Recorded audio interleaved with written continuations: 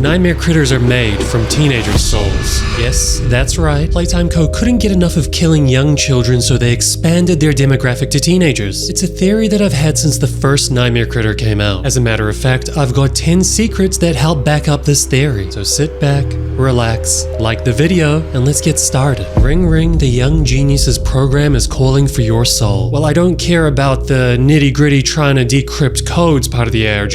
I care about the results of the ARG. And one of those results is this flyer. It's a flyer from Playtime Co. about the Young Geniuses program. I'm not going to read it all to you, but it briefly says, calling all smarty pants, come join the crew at Playtime Co. But it doesn't tell them what they're going to do at Playtime Co. It just says it's going to be part of the future, or you will be part of the future. It's giving off the vibe of a internship program. There's also a funny line in there that says Elliot Ludwig on the phone. I don't know about you, but that instantly makes me think of our resident phone guy Ollie. Is it hinting that he's... never mind. Anyway, as we know in the past, usually when young people or children go into Playtime Co., they have a hard time getting out. What's even creepier is we get an acceptance letter in the ARG as well. My name is Elliot Ludwig, and I write to you today with some momentous news. You applied, you tested in your field of expertise, you waited, and now the time has finally come. It is my absolute pleasure and privilege to announce your acceptance into our Young Geniuses program. Directions for your lodging and instructions on what to bring will soon follow this message,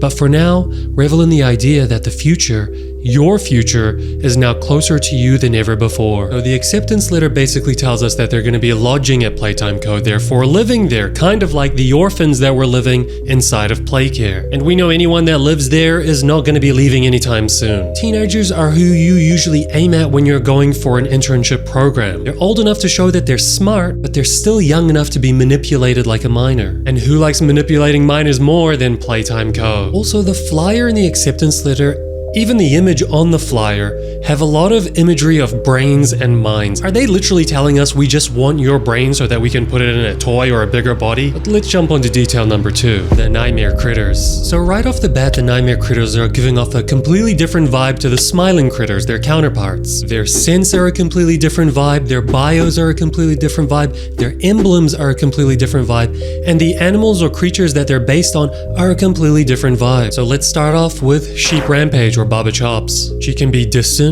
quiet, low energy, and it usually requires a lot of coaxing to get her out of the house. When I read that, the first thing I think of is like a depressed, moody teenager. Usually in your teenage years, that's when you go through these fluctuations in energy levels and mood because you're kind of going through puberty and finding yourself and understanding the world around you. And it's quite common to have teenagers that end up just wanting to stay in their room and chill out. And then the smell that it's giving off, anise. It's a strong licorice smell. Now I guess you can associate licorice to candy, but it is also associated with being a bit more of a mature flavor or taste. And a strong, intense licorice aroma is sometimes associated to types of liqueur, alcohols. And if we look at Baba Chops herself, she's wearing a skull pendant. She's going through a phase, dude. It's her goth phase. She's a teenager. The smiling critters were babies, man. They were children. They were all high energy. They explored themes that children go through. And we simply know for a fact that they were made from the souls of children in Playcare because we know about Theodore Gramble. But Baba Chops was only the first nightmare critter to come out, and it explored a moody, goth emo teen. Next we've got Alistair Gator. Alistair is an all-around lazy guy. He's chill, sure,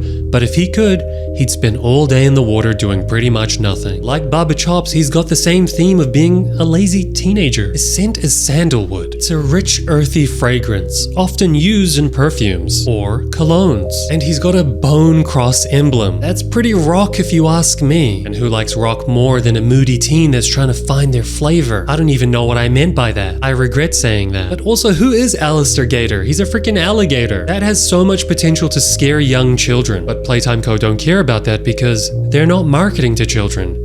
These are toys for teenagers. The Smiling Critters was a success, but as you know, there's no way to satiate Playtime Co.'s hunger, and so they went to the next demographic up, teenagers. Then we've got Icky Licky. Icky's the type of kid to fall behind in a relay race and immediately pin it on a sore knee, even when that's not the case. Icky Licky is a pathological liar, and let's be real, being good at lying is a skill, and it usually takes a few years to develop that skill. It's not the type of thing you would see in children of the age of the kids that are in Playcare, it's usually teenagers. Personally, when I was was a teenager, I met a lot of goddamn liars. And that's usually the age you meet the really scary ones. But his scent is coffee. And like the licorice, coffee is an acquired taste. A taste that you usually acquire a little bit later on in life. All I'm saying is I've never seen a child in play care drinking coffee, but I've definitely seen teenagers and above drink coffee. And like I said before, they're marketing these to teenagers and above, so they like that smell. Then we've got Raby Baby. Raby Baby couldn't keep a secret if her life depended on it. If there's one thing in the world she loves, it's gossiping, and she's very practiced at it. Gossiping,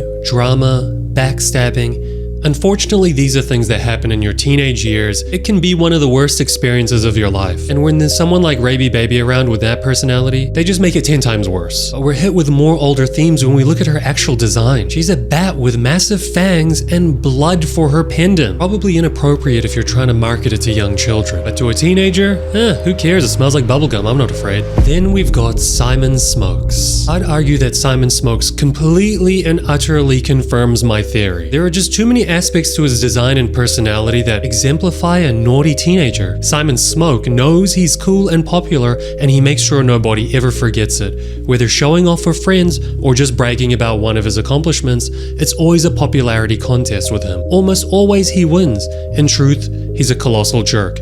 But he does have a knack for getting away with being one. Simon is your typical classic jock. Jocks are usually teenagers in high school, and most likely accomplished in a sport, and that's when they can start developing an ego like Simon. Now, his scent of wood smoke and the fact that he's a dragon obviously makes you think of fire. Wood smoke smells like a burned tree, and dragons breathe fire. But this is where it gets a little bit dark. There were always those weird teenagers, from my memory, that liked to dabble in arson. They found it so fascinating to burn something. I've got a feeling the soul of Simon had a little bit of that psychopath in him. It might even be just a result of him trying to show off to people for popularity and trying to do something edgy and cool like burn a tree. Hence, his innate scent is wood smoke. And if we look further at his design, there's two other things. Those gold $ chains, the only time I ever saw people wearing them were in high school because they thought they were like unironically cool, but they were lame as hell. And then the eyebrow and earring piercing. I don't know about you guys and where you're from, but the legal age for us over here in New Zealand is when you're a teenager. You can go do it yourself. But anyway, I think Simon's just an asshole. And then we have Tui. Now, Tui's just a plain old dumpster diver rat. And from his description in the bio, it sounds like he just likes to yap a lot, which isn't innately teenage-like, but his scent is still a mature one. Petrichor. It's an earthy scent produced when rain falls on dry soil. It's considered a pleasant odor, but you don't have many kids coming around in play care saying, I want to smell like petrichor. Then we've got Poe. They spend their nights hanging around graveyards, listening to music, and feeling vaguely angry at nothing in particular.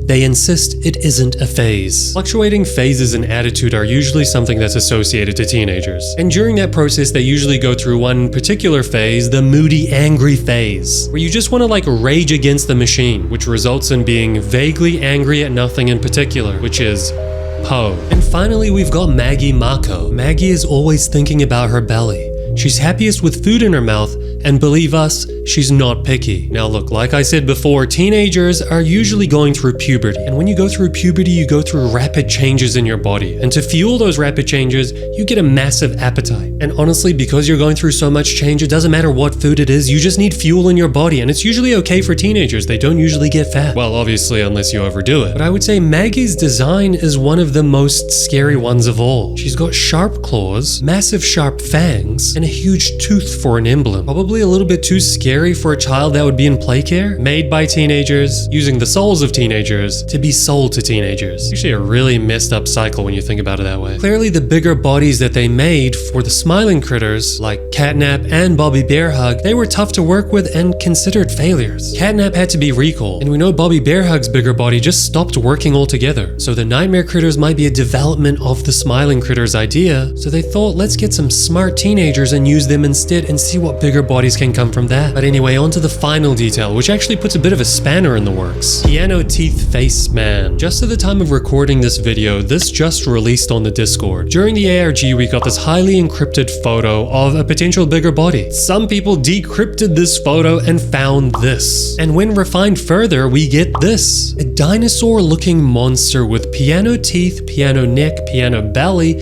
and piano underneath his tail. It kind of looks like these toys where there's pianos for the teeth. We've seen them before. But the problem with this type of toy is it's usually marketed to really young children, not teenagers. So it's pretty clear that this thing isn't really going to be part of the Nightmare Critters release. All I know is that I really want to punch it in the mouth. Personally, it gives off DJ Music Man vibes. So if this thing is enormous, like DJ Music Man, then it has all the potential in the world to be absolutely terrifying. Or it could just be a minor character on the side in the next chapter. Either way, it's cool that we're getting to see these antagonists early. But anyway, that's all I've got to talk about today. I hope you guys enjoyed it. And do you guys like this new camera angle? I kind of like it. It's showing more of my body. I'm not just a floating head. I'm an actual human being. Don't forget to like the video, subscribe if you want, and I'll see you in the next video.